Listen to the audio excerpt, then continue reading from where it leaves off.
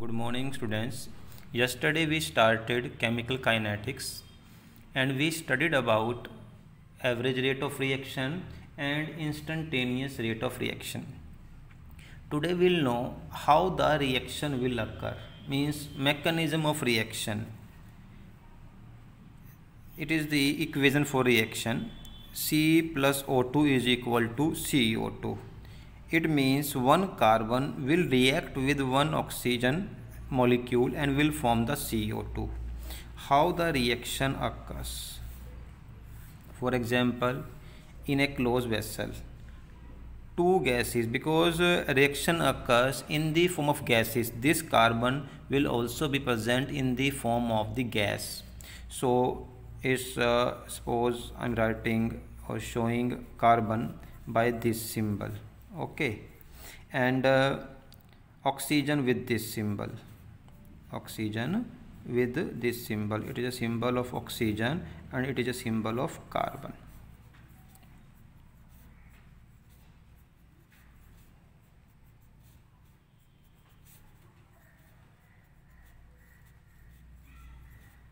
So carbon and oxygen both are present in this vessel.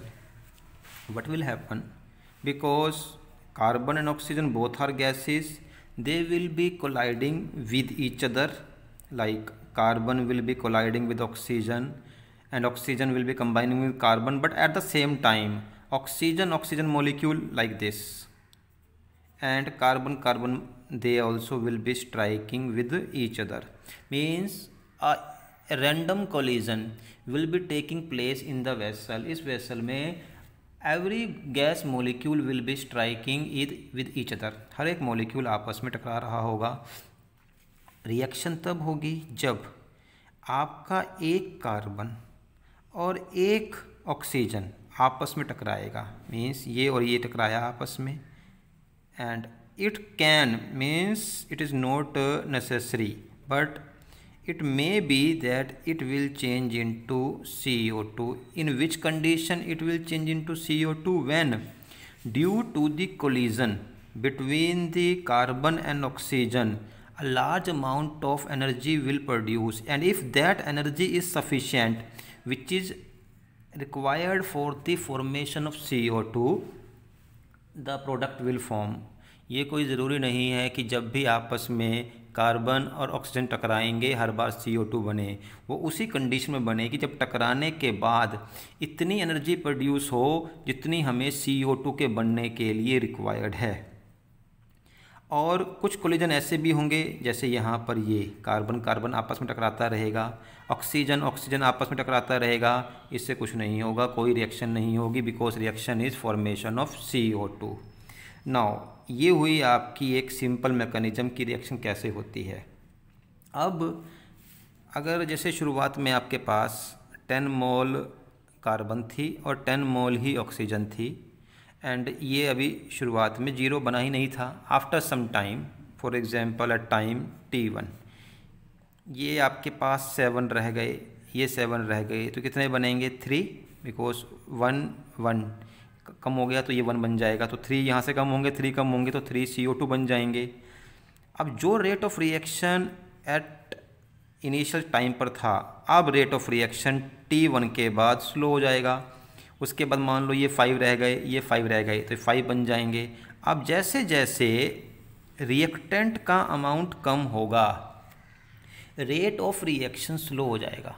Means rate of reaction हमेशा कभी भी study या constant नहीं रहता.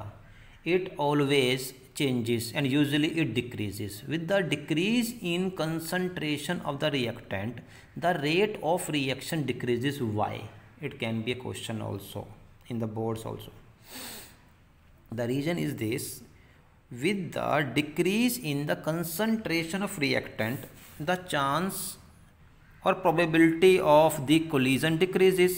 For example, आपने अभी इतने मॉलिक्यूल लिए हुए हैं, अब आपस में चल रहे हैं, कहीं कोई इधर टकराया कोई इधर टकराया, और अगर इसी तरीके से आपने फॉर एग्जांपल यहाँ पर इस वेसल में 2 ही लिए, अब ये कभी यहाँ आएगा, ये नहीं कि यहीं दोनों आपस में टकराएंगे, कभी इधर टकराएगा कभी ये भी कभी इधर आएगा, कभी इधर जाएगा, कभी इधर जाएगा।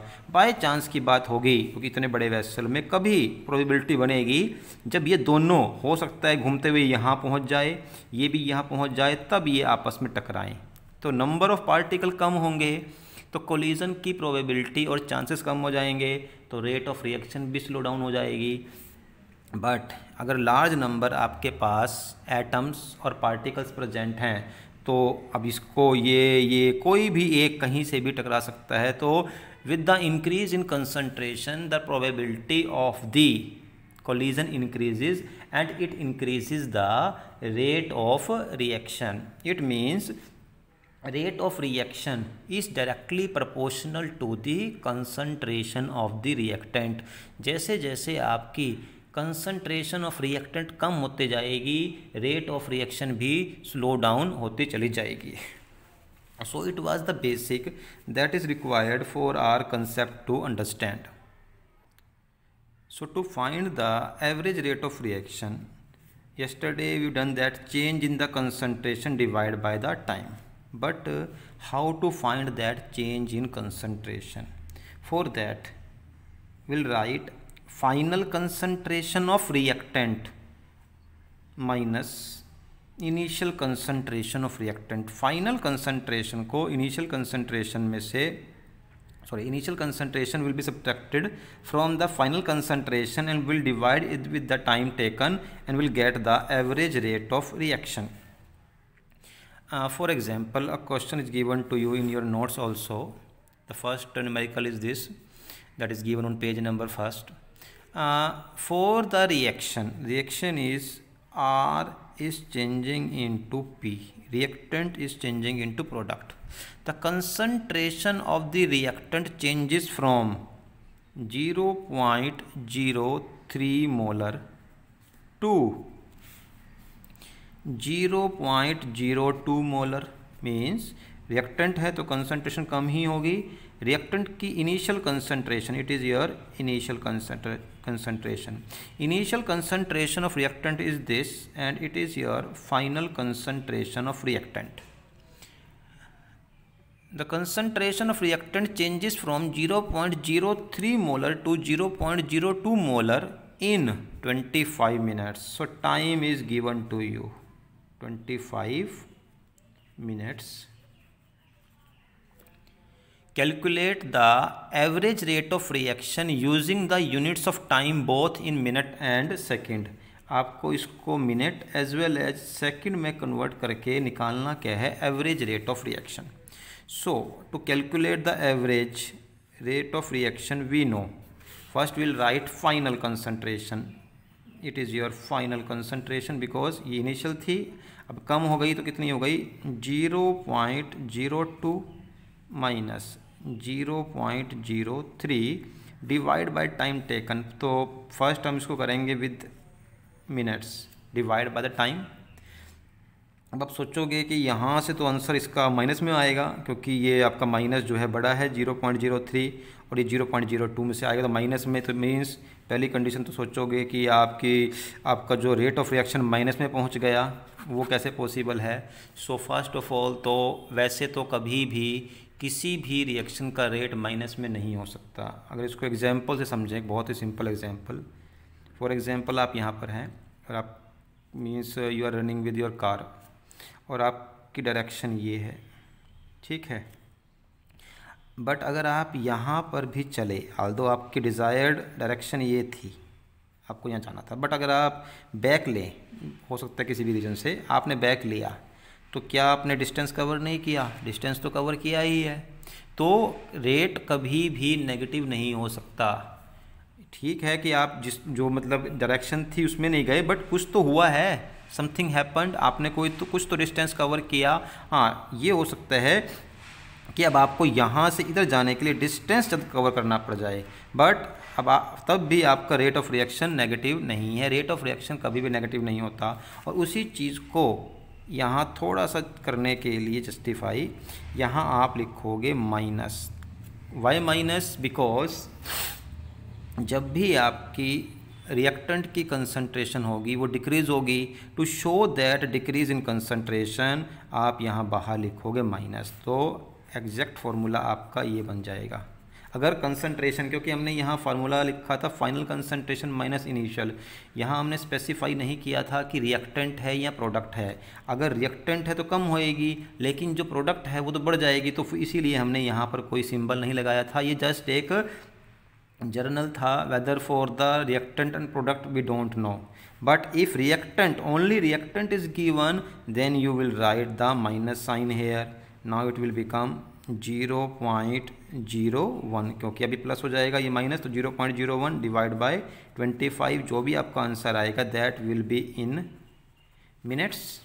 एंड अगर आपको इसको सेकंड में करना है देन मल्टीप्लाई इट विद 60, तब आपका क्वेश्चन आ जाएगा मोल पर लीटर पर सेकंड, यूनिट चेंज हो जाएगी। So doing this you can solve this numerical, very easy numerical is this, but one thing, now one more numerical is there, but that is a slightly different. This type of formula only works when stoichiometry is same means when A is reacting with 1 mole of B and only 1 C is forming, or you can say when 1 C plus 1 O2 is 1 CO2 means यहाँ कोई change नहीं है। But अगर reaction कुछ ऐसे हो N2 plus H2 is equal to 2NH3, और इसको बैलेंस करने के लिए ये ऐसे करना पड़ेगा कि 1 mole of N2 is reacting with 3 mole of H2 and it's forming 2 mole of ammonia NH3. Then in this type of numerical you can't find the average rate of reaction also by the simple method where stoichiometry is more than 1. वहाँ पर थोड़ा सा आपको अपने numerical जो formula है उसे modify करना पड़ेगा, but before we use that formula will see with the help of the journal expression of reaction how this formula or that mechanism was derived. General expression for the rate of reaction, for example it's given in our notes also, AA plus BB is equal to CC plus DD. So first of all A, B, C, D are the reactant and product. For example it is H2 plus it is O2, it is equal to H2O plus anything. Now what is this small a, small b, small c, small d? These are stoichiometric coefficient. For example here in this reaction the value of it means if it is A then only 1 mole is present here, that's why for this small value the value of small a will be equal to 1. Here if H2 is B then it for this small b value will be 3. Here if it is C then for the small value of means for the value of small c it should be 2. Means if I'm saying it was like this 2A plus 3B is equal to 5C plus 2D. So it is small a plus it is small b is equal to small c plus small d. These are stoichiometric coefficient. They may be 1, 2, 3, 4, 5 anything. Okay. Now how to convert this reaction? It is only reaction, not journal expression. We have to convert this journal reaction into its journal expression. This journal reaction will be changed into its expression how? For the average rate of reaction. Average and instantaneous. First, what is the main difference between the average and instantaneous on the basis of change? In the average rate of reaction, there is a change in concentration, but this change in concentration is quite sufficient. Means the amount which you can measure very easily, because आपको कहा कि 1 minute से 2 minute में कितना change आया, this amount you can calculate very easily. But in the instantaneous, because that reaction is occurring at a particular time, In this reaction, the change in concentration of reactant is very, very small. So to show the change for a sufficient amount, we use this delta sign. We use this delta sign. That's why for this general rate of reaction is rate is equal to minus, first we'll write for this, that's why minus sign, minus 1 upon a, जो भी coefficient है उसको नीचे लोगे, into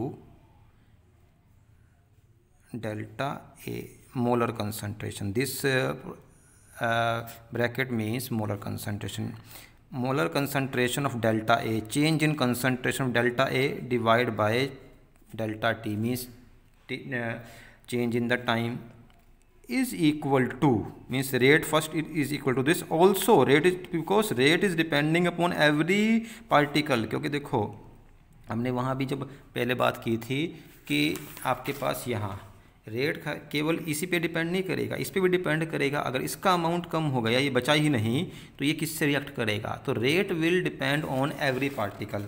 so rate is depending upon this is equal to 1 upon B molar concentration delta B divide by delta T is equal to, अब यहाँ पर भी माइनस ही आएगा क्योंकि ये दोनों रिएक्टेंट थे. Now these are product, so here no negative sign will be there. 1 upon C, change in concentration of C, change in time is equal to 1 upon D molar concentration of D, change in and delta T. It means rate, if it is depending upon A, then it becomes this. If it is depending upon this, means you can depend on every concentration term, then rate will be equal to 1 upon B into delta B divided by delta T. अगर आपको rate को इस पे depend करना है, then rate is minus जाएगा यहाँ, rate is equal to 1 upon C into change in concentration of delta C divided by delta T, as well as rate is equal to 1 upon D change in concentration of D divide by delta T. Although आपको इतना ही लिखना पड़ेगा अगर केवल यही question आता है तो. And it is use to solve those type of numericals in which coefficient is given more than 1. For example will discuss this question, it is given in your notes also. The question is in a reaction 2A, journal given 2A. 2A is changing into product. It is given in the question. In a reaction, 2A is equal to product. The concentration of A, means reactant, decreases from 0.5 molar or mole per liter to 0.4 mole per liter or mole per liter, capital M, in 10 minutes. Time is given 10 minutes.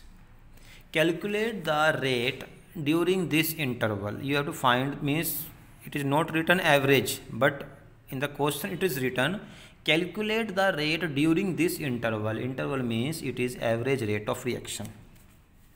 For this type of question, because here 2A is changing into one product, here two reactants are used, means if you say that this reaction is like 2 hydrogen are changing into H2.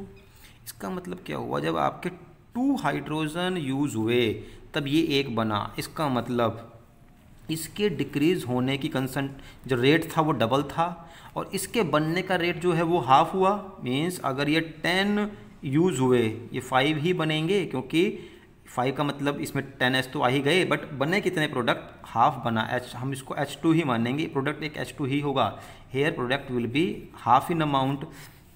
ऐसे यहाँ पर हो रहा है 2A is changing into product. तो simple अगर आप लगाओगे मेथड, उससे क्वेश्चन नहीं होगा. उसके लिए आपको यहाँ फॉर्मूला लगाना पड़ेगा. Rate is equal to, because इसकी दी हुई एक change in concentration 1 upon 2 into change in concentration of a 0.5 changing into 0.4. So initial concentration, final concentration is this, initial concentration is this, it will be 0.1 divided by time taken, that is 10 minutes.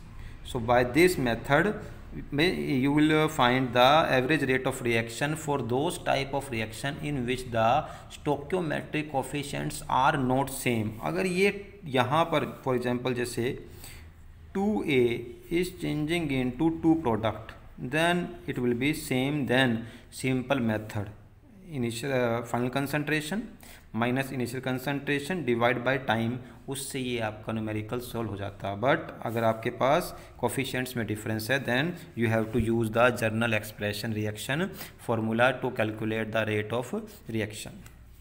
So it's over for today, and tomorrow we'll do the graph for both average and instantaneous rate of reaction.